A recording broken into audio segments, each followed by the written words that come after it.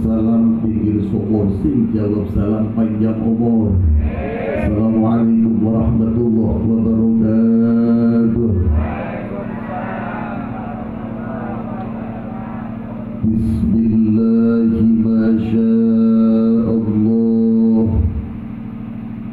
la yasuqul khaira illallah. Bismillahi masyaallah, la yasrifus su'a illallah. Bismillahi masyaallah, wa ma bikum bi ni'matin fa minallah. Bismillahi masyaallah, la hawla wa la quwwata illa billah. Alhamdulillah, alhamdulillahilladzi ja'ala al-awlada amanatan lil walidain. Wa salawatullahi wa salamuhu ala sayyidi saqalain, sayyidina wa habibina wa syafi'ina wa karimina wa dhuhrina wa maulana Muhammadin sallallahu alaihi wasallam, jaddil Hasan wal Husain wa ala alihi wa ashabihi sa'adati darain. Qala Allah ta'ala fi kitabihil karim, a'udzu billahi minasy syaithanir rajim. Bismillahirrahmanirrahim. Thumma awhayna ilayka an ittabi' millata Ibrahim hanifa wa ma kana minal musyrikin. Sadaqallahul azim wa sadaqa rasuluhu habibul karim, wa nahnu ala dhalika minasy syahidin wasyakirin, walhamdulillahi rabbil alamin. Ashabul fadilah, para alim, para ulama, para kiai, bil khusus pada Sunnah Muharram di Haji Mukhlas Arifin sebagai kesepuhan, juga kepada Sunnah Muharram di Haji Wahyali Al-Hafidh dan kiai-kiai yang lain yang hadir di tempat ini, yang sama-sama kita doakan mudah-mudahan kiai kita, guru kita panjang umur, sehat walafiat. Aparatur pemerintahan, Bapak Kepala Desa atau yang mewakili, yang saya hormati dan yang saya doakan mudah-mudahan panjang umur, sehat walafiat.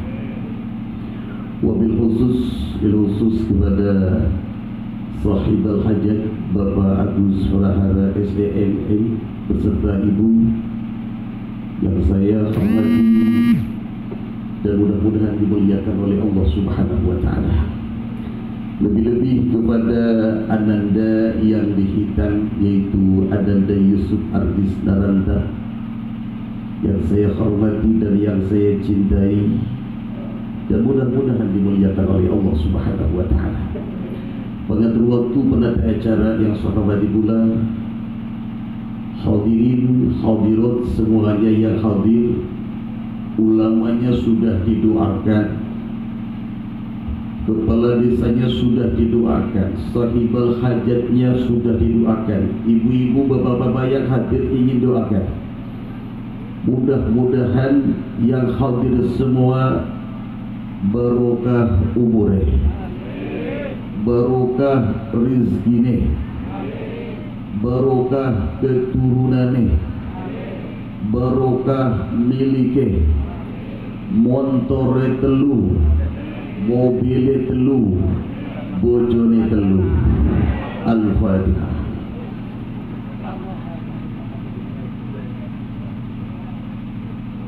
Hadirin rahimakumullah, marilah kita bersama-sama panjatkan puja-puji syukur kehadirat Allah Subhanahu wa taala dengan mengucapkan lafaz alhamdulillahi rabbil, satu kali lagi alhamdulillahi rabbil.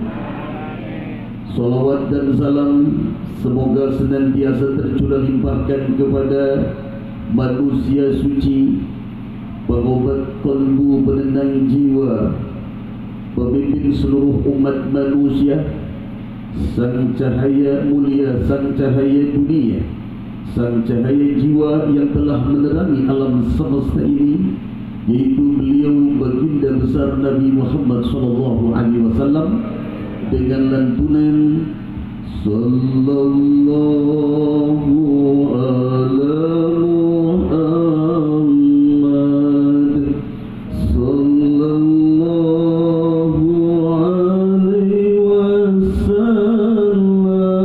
Muhammad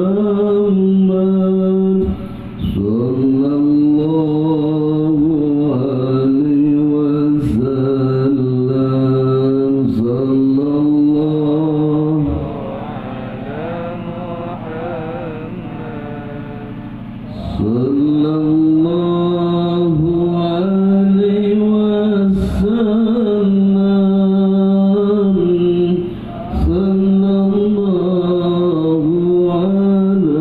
Muhammad sallallahu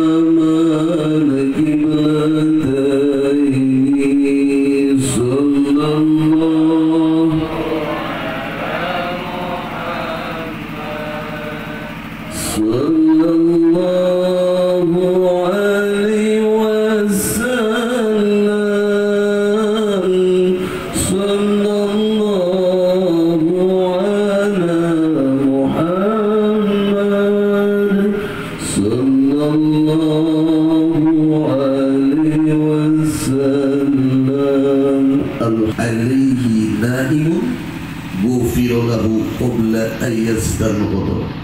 Barang siapa yang membaca sholawat sebelum tidur, maka sebelum bangun tidur dosanya sudah diampuni oleh Allah Subhanahu wa taala. Man shalla alaihi jalisun ghufira lahu qabla ayyaquma. Barang siapa yang membaca sholawat sambil duduk, sebelum bangun dari duduk, dosa-dosanya sudah diampuni oleh Allah Subhanahu wa taala.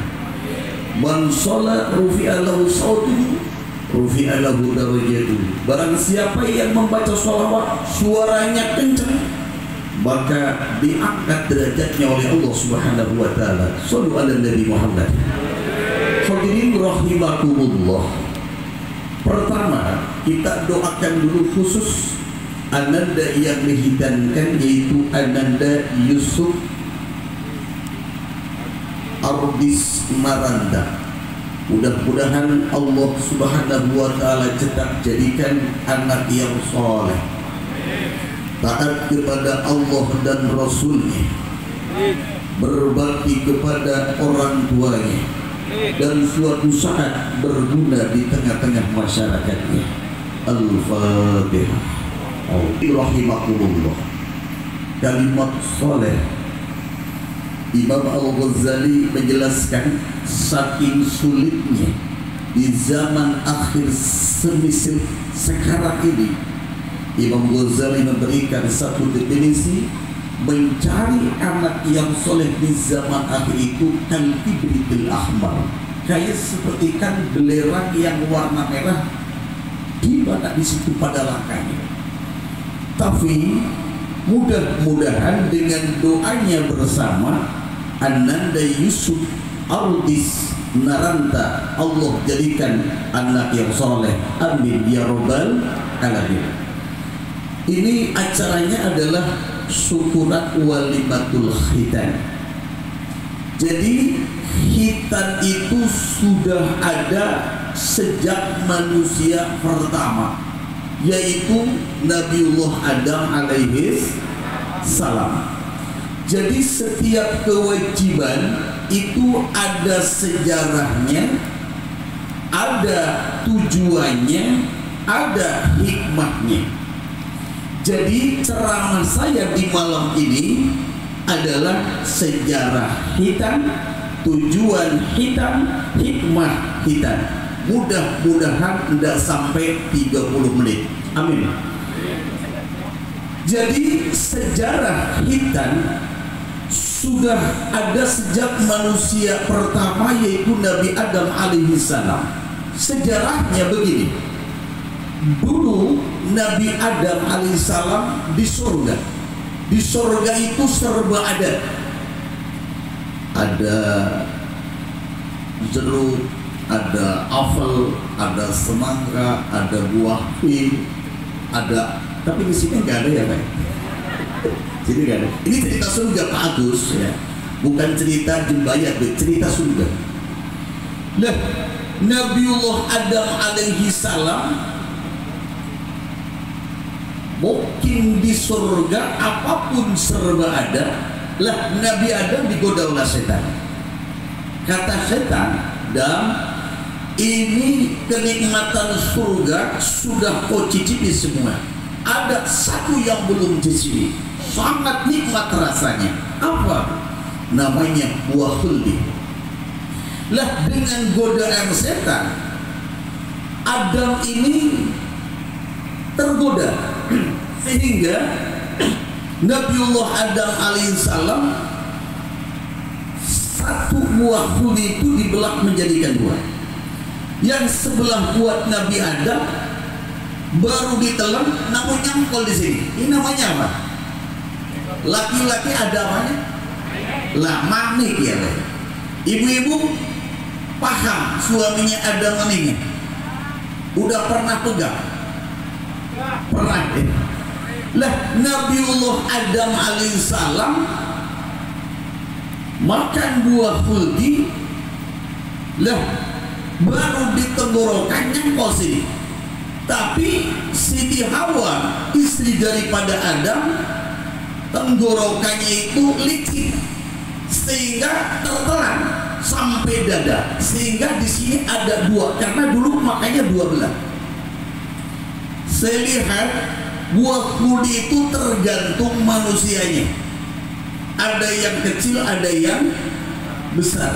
Lihat coba Pak, zaman sekarang itu Mbak Melinda, saya lihat cerita sebelahnya itu sampai 7 kilo.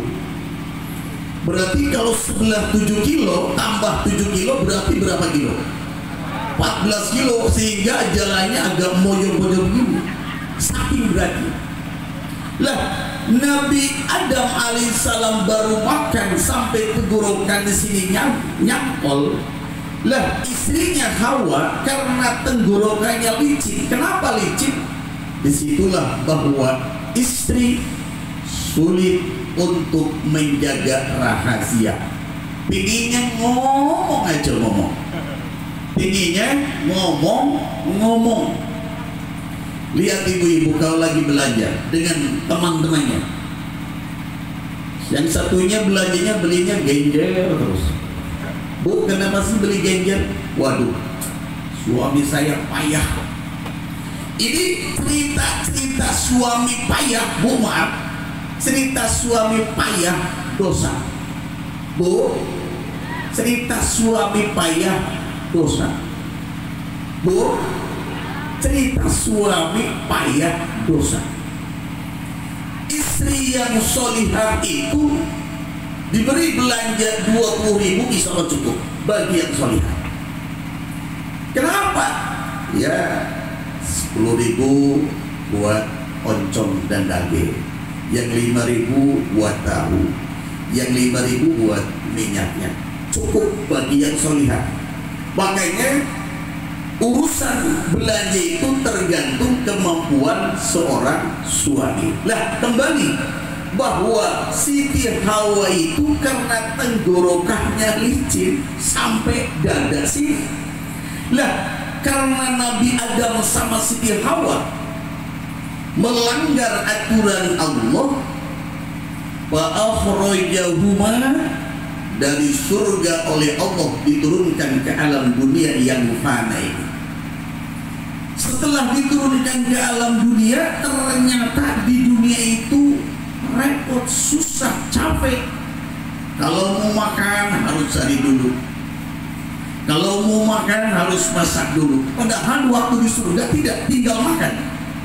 Lah, Nabiullah Adam alaihissalam bertobat kepada Allah, Rabbana dhallamna anfusana wa illam taghfir lana wa tarhamna lanakunanna minal khasirin. Ada yang menjelaskan 100 tahun, ada yang menjelaskan 300 tahun, bahkan ada yang menjelaskan 350 tahun bertobat kepada Allah Subhanahu wa ta'ala. Jadi Nabiullah Adam itu disunatnya dengan kehendak sendirinya. Terus tujuan nikah, tujuan kita, tujuan kita adalah untuk membersihkan dohiron wa batinan, supaya bersih dohir batin. Karena kalau tidak dibersihkan, sholat tidak sah karena di situ ada najis. Sehingga dengan kalimat summa auhayna anittabi millata Ibrahim hanifa, Imam Syafi'i berpendapat dengan ayat ini sehingga hitan itu hukumnya wajib karena akan melakukan kewajiban dari Allah, yaitu sholat. Hikmah disunati itu banyak. Satu, kadang-kadang ada anak sakit terus ya, udah berobat tidak sehat-sehat, ada yang nyaranin sunat aja, setelah disunat jadinya sehat. Itu diantara. Lah, kita itu umat Nabi Muhammad SAW, aturannya adalah ikut kepada Nabi Ibrahim alaihi salam. Thumma awhayna ilaika anittabi' millata Ibrahim hanifa wa ma kana minal musyrikin. Kayak udah pada laparnya Pak ya. Jawab Allahnya kayak kendor gitu. Coba saya ulangi. Thumma awhayna ilaika anittabi' millata Ibrahim hanifa. Iya, harus dimarahin dulu ya, baru kencang gitu. Wa ma kana minal musyrikin. Lah, kita itu ikut dengan syariatnya Nabiullah Ibrahim alaihi salam. Kalau Nabi Ibrahim turun wahyu dari Allah Subhanahu wa ta'ala semasa umurnya 80 tahun. Tapi jangan digambarkan di angan-angan begini. Loh, kalau umur 80 tahun baru disunati, kalau seumpamanya orang Jembayat sini umur 80 tahun berarti sudah tua ya Pak. Kalau bahasa Sundanya sudah lihat Pak, atos. Lah Nabi Ibrahim diantaranya Nabi yang disunati dengan sendirinya. Kalau kita sekarang umat Muhammad sudah luar biasa canggih, ada secara hipnotis. Dulu zaman kula disunati itu masih kecil. Di sini udah berapa tahun kelas 1 SD baru disunati ya. Kalau Sunda itu ada yang 40 hari habis itu udah disunati. Ada yang 2 tahun disunati. Jarang kalau yang kelas EJ kelas 1 disunati itu jarang. Jadi sebelum sekolah sudah dipada disunati. Sama dulu. Kalau dulu itu disunatinya oleh orang tua ya, namanya kalau di desa saya itu Pak Haji Muksid. Setelah disunati langsung digarang pakai api geber-geber, langsung besok udah kering kayak sate Pak. Sekarang lain lagi, makanya sunatan itu beda-beda cara, tapi sangat luar biasa. Sekarang Pak Agus Prahara di sini secara tidak langsung mengorbankan hartanya untuk menegakkan syariat Islam. Nanti Ananda siapa namanya lupa, Autris setelah dewasa, setelah berkeluarga, dia akan ingat, oh dulu saya disunati, setelah disunati kumpulin banyak orang mengadakan pengajian sekaligus ngundang para kiai. Lah ini nanti akan terus kepada anak. Berarti jelas Pak Agus Prahara di malam ini mengorbankan hartanya untuk kepentingan agama. Mudah-mudahan Pak Agus hajatnya berkah. Amin ya robbal. Selanjutnya kita lihat bahwa anak dalam Al-Quran dijelaskan menjadikan 4 bagian. Pertama, anak yang disebutkan dalam Al-Quran itu adalah zinatul hayati dunia. Anak, cucu, buyut, semuanya adalah menjadikan hiasan dunia. Seperti apa yang menjadikan hiasan dunia? Dicontohkan oleh para ulama adalah orangnya gagah, orangnya cantik, sekolahnya pinter, sekolahnya sampai tinggi, punya pangkat seperti Pak Agus ini SEMM, dunianya banyak, mobilnya bagus, rumahnya bagus. Ini adalah zinatul hayati dunia. Tapi kebiasaan jika sudah banyak dunianya, sukses dalam segalanya, biasanya ibadahnya kurang.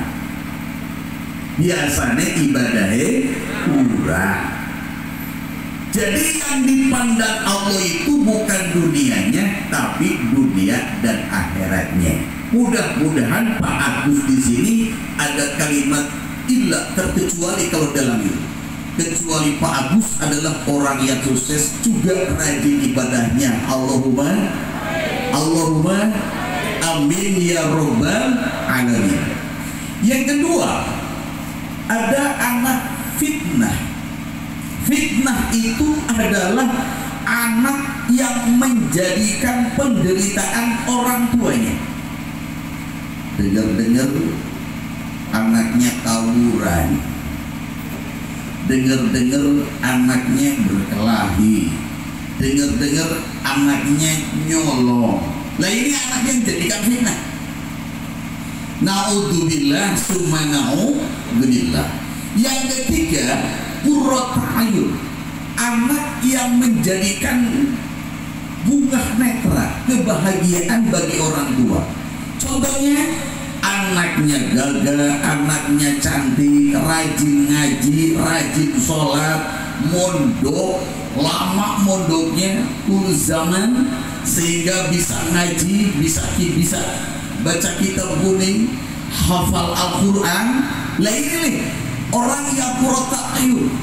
Jadi manusia yang paham terhadap agama Allah sekaligus disukseskan dalam dunianya oleh Allah Subhanahu wa ta'ala.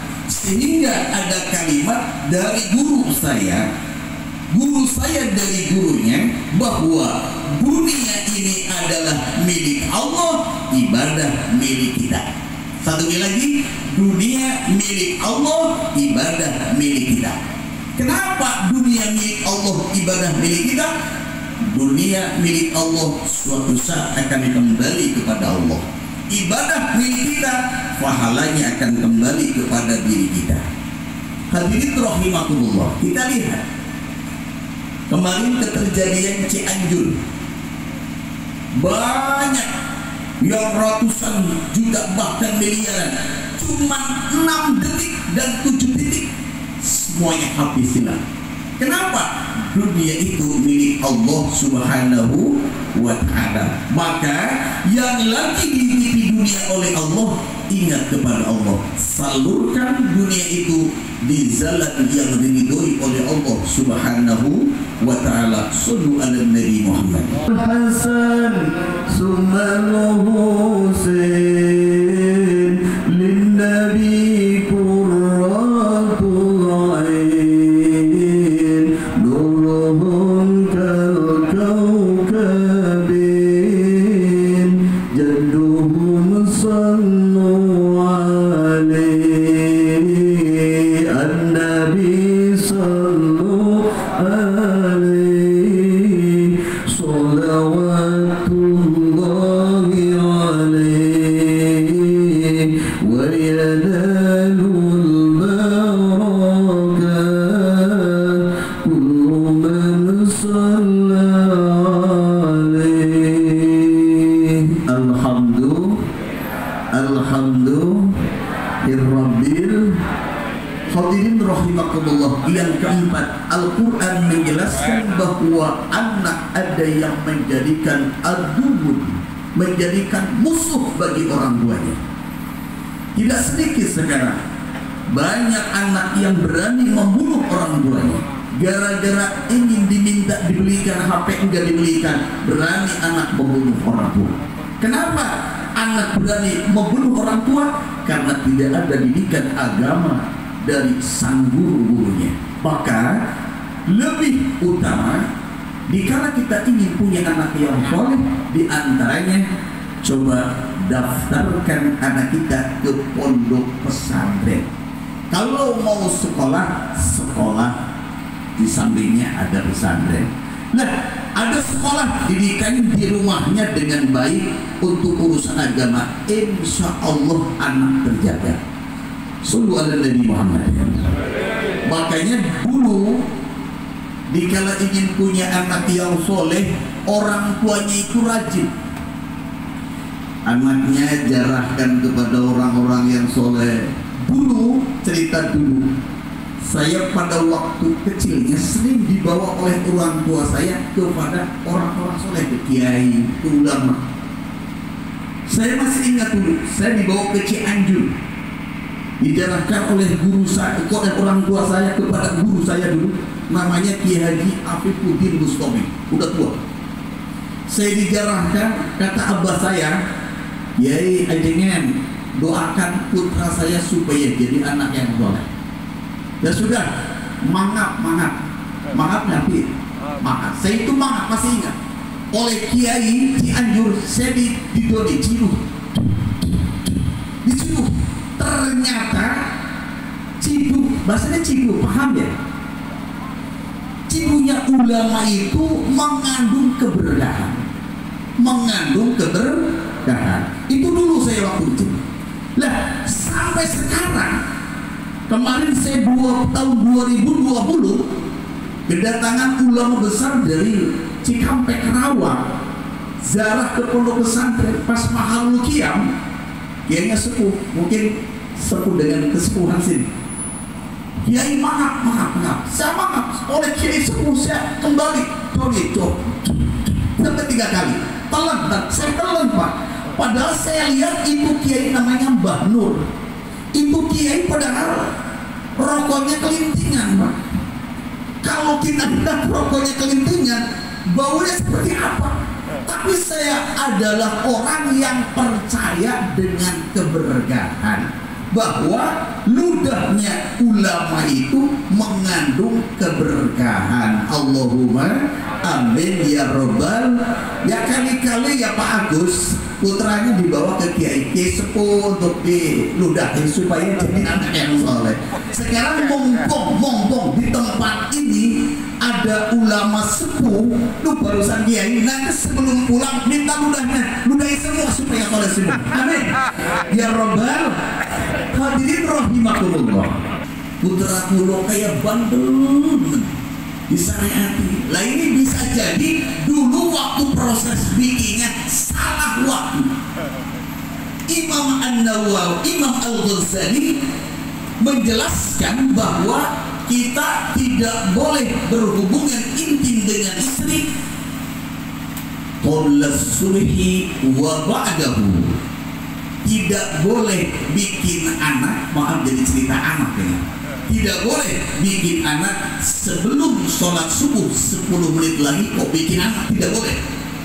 Wa ba'dahu, atau setelah sholat subuh sampai waktunya duha selesai, tidak boleh bikin anak. Kenapa? Nanti anaknya bandel-bandel.